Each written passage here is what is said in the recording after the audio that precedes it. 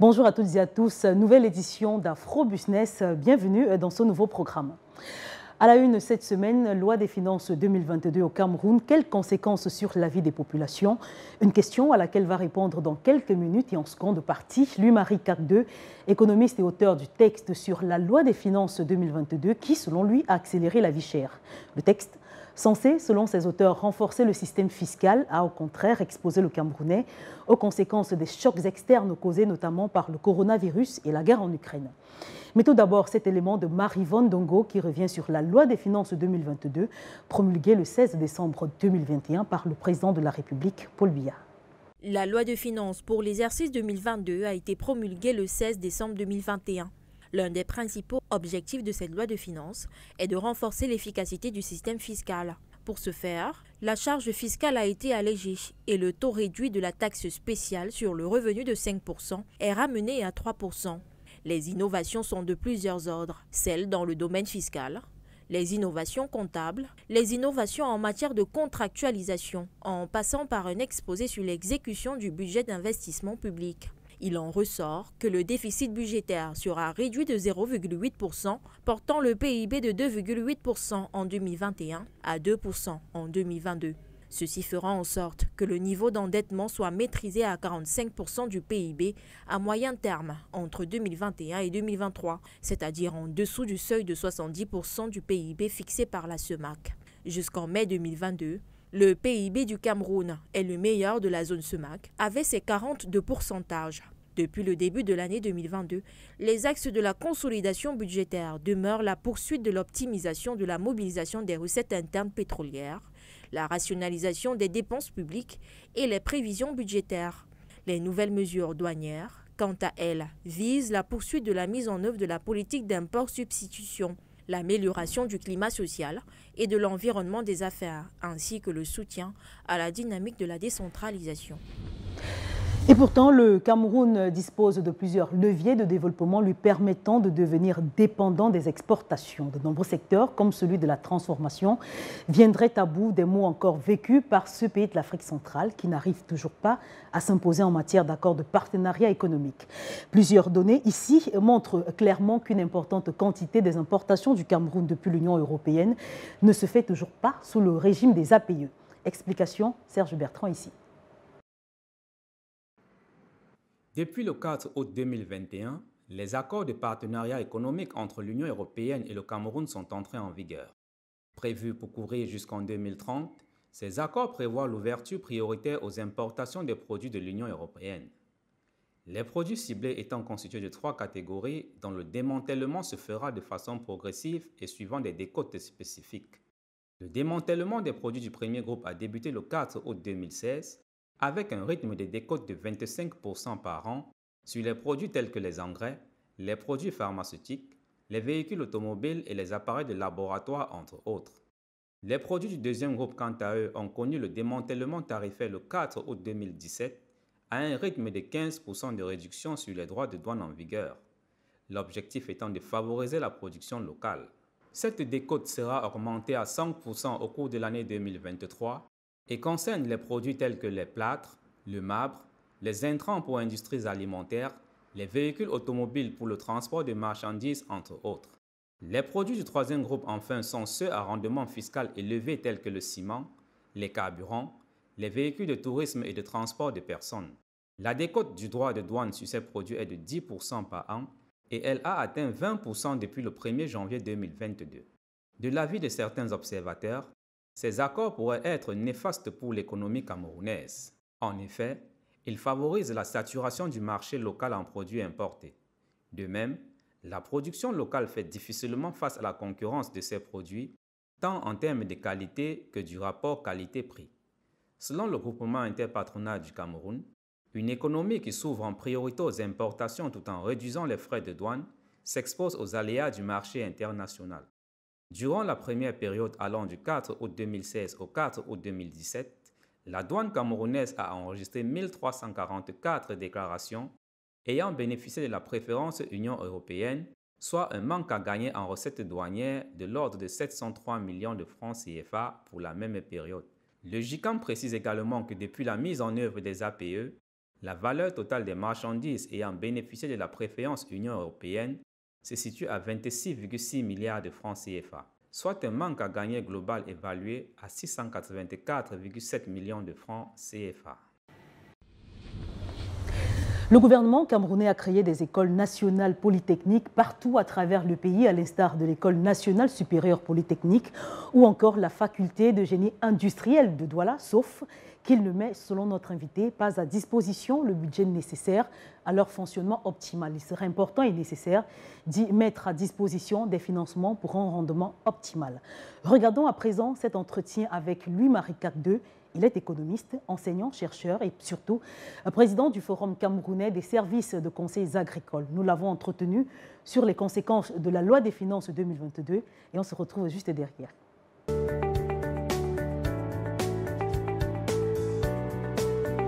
Bonjour Louis-Marie Kadde et bienvenue sur le plateau d'Afro Business. Bonjour, merci de m'inviter une fois de plus sur Dash Info. Ok, nous revenons sur la loi des finances du Cameroun 2022 qui vise, on va faire un résumé selon les auteurs, à renforcer le système fiscal. Un texte qui, selon vous, a au contraire exposé l'ensemble des Camerounais aux conséquences des chocs externes causés, notamment par le Covid-19 et la guerre en Ukraine.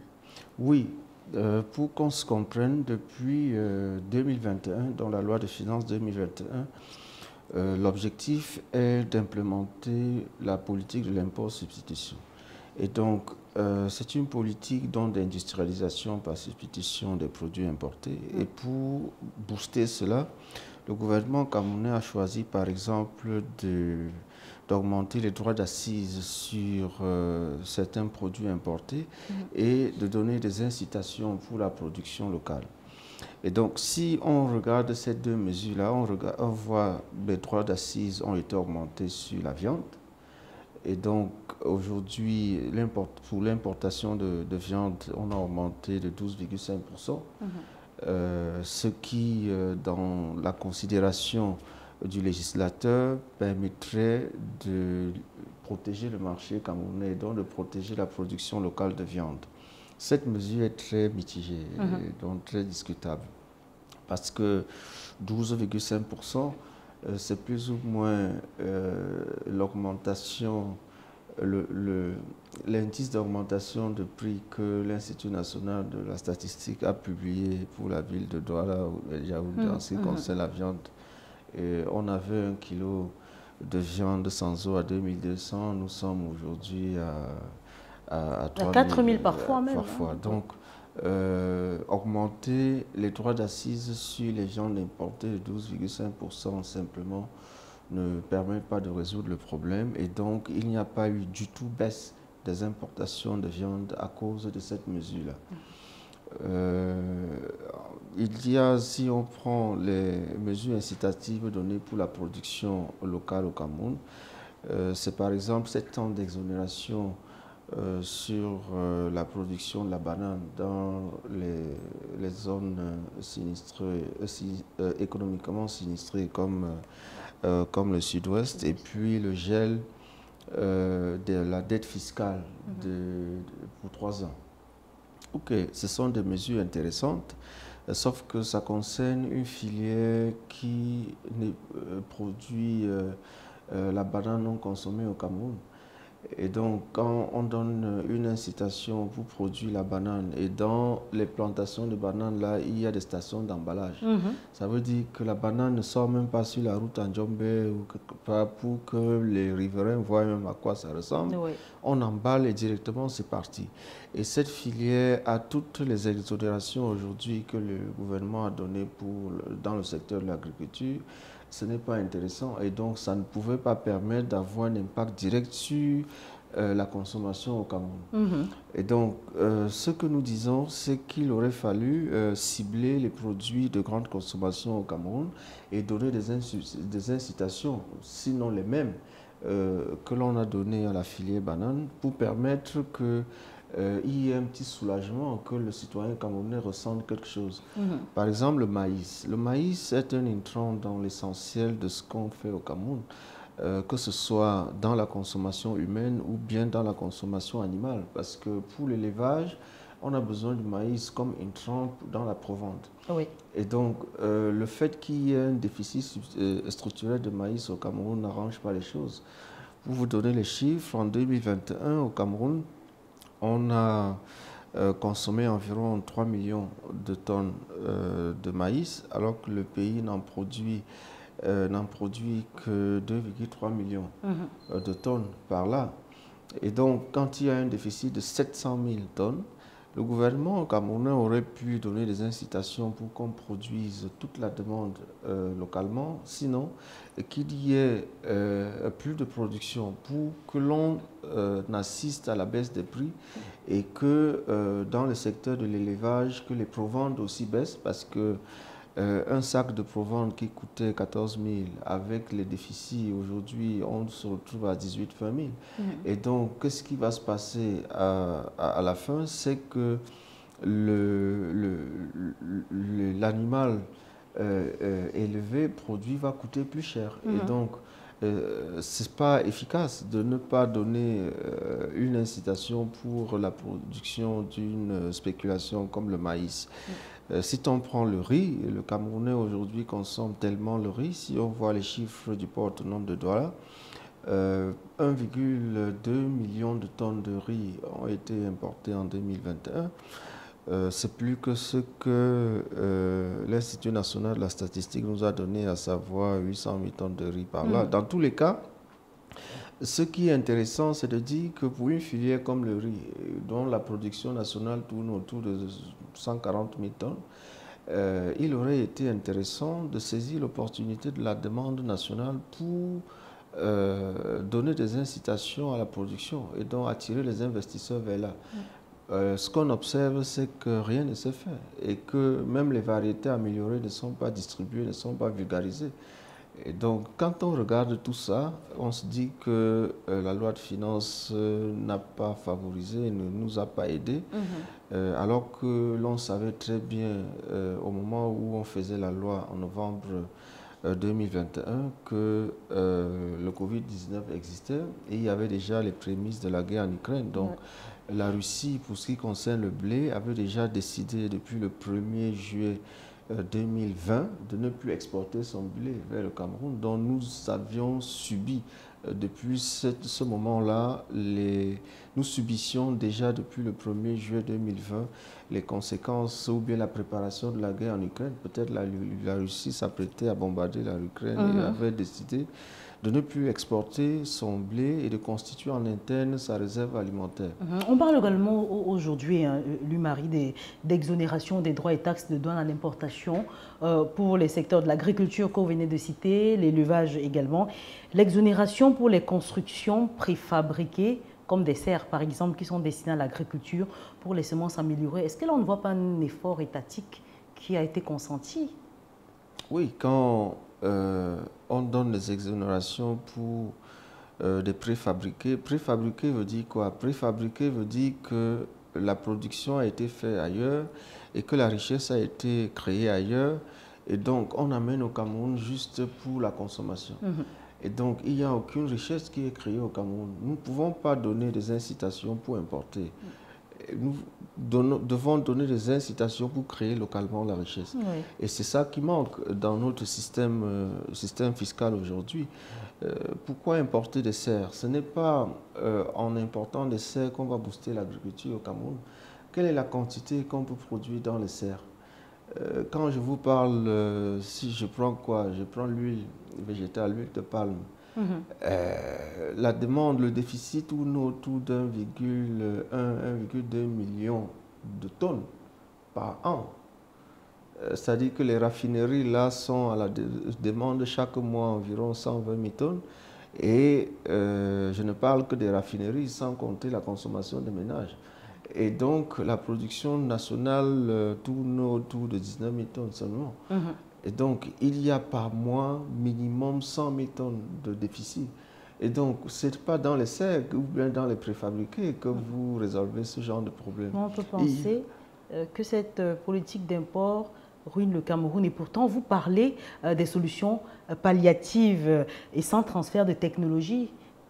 qui peuvent nous avancer, parce que celles qui sont sous-évoquées ne nous avancent en rien. Oui, au Cameroun aujourd'hui, il n'y a pas un problème de connaissance, un problème de savoir-faire, un problème de technologie. Le matériel végétal, pour l'essentiel des spéculations que l'on consomme chez nous, existe. Le matériel amélioré, c'est-à-dire que l'Institut de recherche agronomique pour le développement, l'IRAD, est une institution à vocation donc de recherche et a l'essentiel des résultats.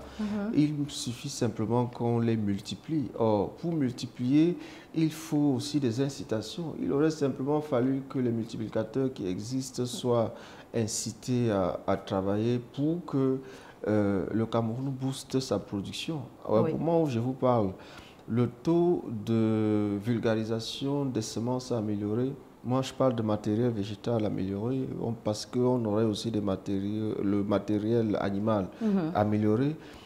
Le taux de vulgarisation au Cameroun n'est que de 3%.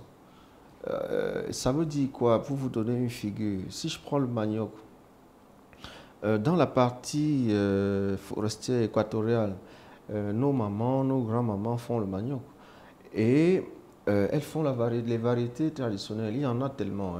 Si je ne prends qu'une zone comme le Mbéré, à Manganga, on a plus de 150 variétés de manioc. Mais aucune de ces variétés-là ne produit avant 18 mois. Et donc, ça produit entre 18 et 24 mois. Ça, c'est le premier problème. Et ensuite, par hectare, ces variétés donnent au trop 5 tonnes. Quand on passe aux variétés améliorées, si je prends la 80-34 ou une autre variété à fort rendement, on peut aller jusqu'à 40 tonnes. D'où peut-être l'importance de l'IRAD aujourd'hui. Oui, le résultat de recherche existe. On connaît au Cameroun une variété qui peut permettre d'obtenir à l'hectare 40 tonnes. Ce n'est pas vulgarisé à nos mamans. Nos mamans travaillent et ont autre 5 tonnes. Vous voyez qu'en leur donnant seulement le matériel amélioré, on multiplierait la récolte par 8 et on réduirait la pénibilité au travail. Mais pour qu'on donne ce matériel, l'IRAD n'a pas pour vocation de vulgariser ou de multiplier. L'IRAD est un institut de recherche. Il y a des vulgarisateurs agréés par le ministère de l'Agriculture. Il faut leur donner une incitation pour qu'ils produisent en quantité suffisante, pour qu'ils produisent massivement, afin que quand on ouvre la saison agricole, que l'on vulgarise, que le ministre distribue comme il a l'habitude de faire. Je peux prendre le riz, je peux prendre toute autre chose. Et quelque chose est paradoxal dans le riz. On va vous dire que les Camerounais ne consomment pas le riz camerounais. Mais parce que les Camerounais veulent le riz parfumé. Pourquoi est-ce qu'on ne donne pas la sémence de riz parfumé directement? On donne des semences de riz qui ne plaisent pas à la ménagère. Ça n'a pas de sens. Et donc, l'orientation produit n'est plus efficace. Il faut l'orientation marché. Et donc, tout cela, c'est dans le cadre de la loi de finances qu'on résout le problème. On ne l'a pas fait et l'on s'est concentré à donner des incitations pour importer, à subventionner les importations, ce qui n'est pas très juste. On regarde tout ce qui est produit de première nécessité, etc. Beaucoup de ces produits entrent en sautant les impôts, en sautant la douane. C'est un peu difficile à comprendre. Or, on aurait pu donner la possibilité aux Camerounais de le faire localement. Et je pense qu'il ne se fait pas tard. Nous, on aura en juin une session budgétaire rectificative. Il faut que dans la loi de finances rectificative, on fasse en sorte que les Camerounais produisent au Cameroun. On n'a pas de choix. Ce qui nous ramène à l'industrialisation. On évoquera l'industrialisation dans une de nos prochaines éditions. Alors, le gouvernement, on a parlé de l'IRAD, a créé, selon vous, des écoles nationales polytechniques un peu partout à travers le pays, sauf qu'il ne met pas à disposition, selon vous, le budget nécessaire pour leur fonctionnement optimal. Pour faire la recherche, je vous donne des exemples simples. Les biochimistes au laboratoire nous disent qu'ils ont besoin de moins de 200 millions, c'est pour acheter les réactifs et autres choses, pour généraliser les résultats de leur recherche sur la grippe aviaire. La grippe aviaire a déjà décimé au Cameroun depuis... quand on regarde les dégâts, on est à plus de 50 milliards de pertes oui. au Cameroun, dues à la grippe aviaire. Alors que dans les connaissances endogènes, et même depuis nos sociétés traditionnelles, on soigne la grippe. Nos parents avaient des herbes, des trucs qu'ils appuyaient pour donner, on mettait dans la bouche de la poule et elle guérissait. Les gars ont fait des expérimentations en laboratoire pour savoir quelles composantes existent dans ces herbes-là et donc dans notre matériel génétique pour soigner les poules. Il faut généraliser. Il faut que notre gouvernement donne les moyens pour ça. On n'en a pas.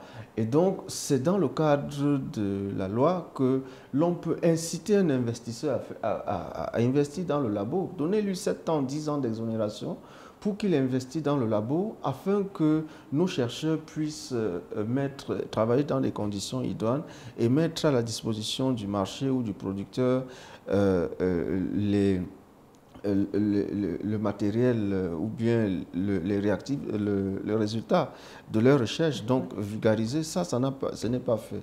Je peux prendre la conservation.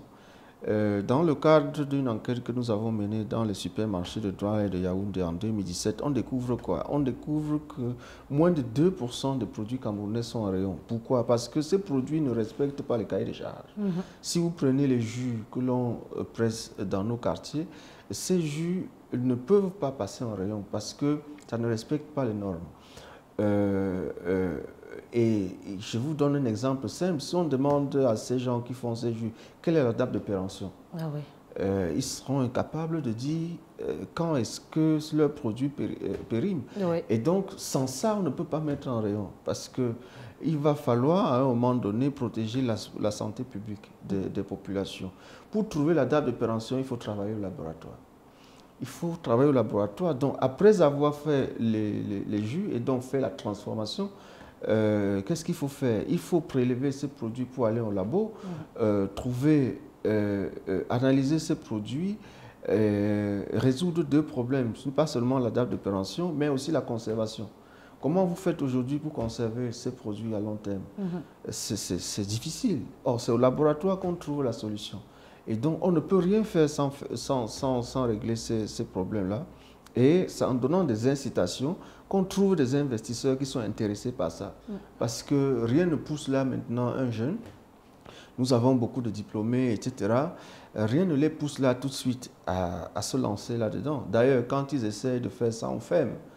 Le seul qui essaie de faire une marque que l'on peut citer sans publicité, c'est la marque Tanti. Tanti est plus ou moins le seul rescapé de financement obtenu du gouvernement. Il a obtenu 10 millions pour... Bon, c'est pas pour ça avec ça qu'il s'est lancé, mais ça lui a permis de se lancer, de se consolider. C'était un prix du chef de l'État. Tanti a mis sur pied une ligne de production de l'huile d'arachide que l'on a fermée. On a fermé. Pourquoi? Parce que il y a tellement de pression et tellement de charges, tellement de normes que l'on assigne aux jeunes entreprises et aux TPE et PME locales pour le marché local. Pour le marché, on arrime tous ces contraintes-là sur le marché international, les normes internationales. C'est d'abord le marché local que l'on veut couvrir. Et donc, si les entreprises n'ont pas la capacité de respecter ces normes et donc d'investir dans la recherche et développement, etc., ils ne pourront pas. Et donc, pour que ces entreprises investissent là-dedans, il faut baisser les charges sur ces entreprises-là. Pour leur permettre d'investir dans la recherche et le développement. Ce n'est pas fait et ça fait en sorte que la moyenne d'âge des entreprises au Cameroun, si je prends les chiffres des CAM, entreprises du Cameroun, c'est 2 ans. En 2 ans, après 2 ans, 80% des entreprises ferment, meurent au Cameroun. Donc avec ça, on ne peut pas s'en sortir. Et vous avez d'autres chiffres qui vous disent que si vous prenez que seul 1,5% d'entreprises ont plus de 25 ans. Donc, aucune entreprise, c'est après 25 ans que vous atteignez la phase d'extension, par exemple, pour devenir multinationale et autres. Donc, si nous ne pouvons pas, nos entreprises meurent. avant même d'entrer dans la phase de croissance, c'est un peu difficile. Et donc, tout ça doit être réglé. C'est pour ça que nous ciblons la loi de finances et que nous disons que beaucoup d'incitations doivent être données et que dans le cadre de la loi de finances rectificative qui aura lieu, qui va se faire, ça c'est obligé, forcé en juin, il va falloir qu'il y ait un clin d'œil à la production nationale. Merci beaucoup, Louis-Marie Cacdeux, d'avoir répondu à nos questions et pour vos éclairages. C'est moi qui vous remercie une fois de plus pour votre invitation.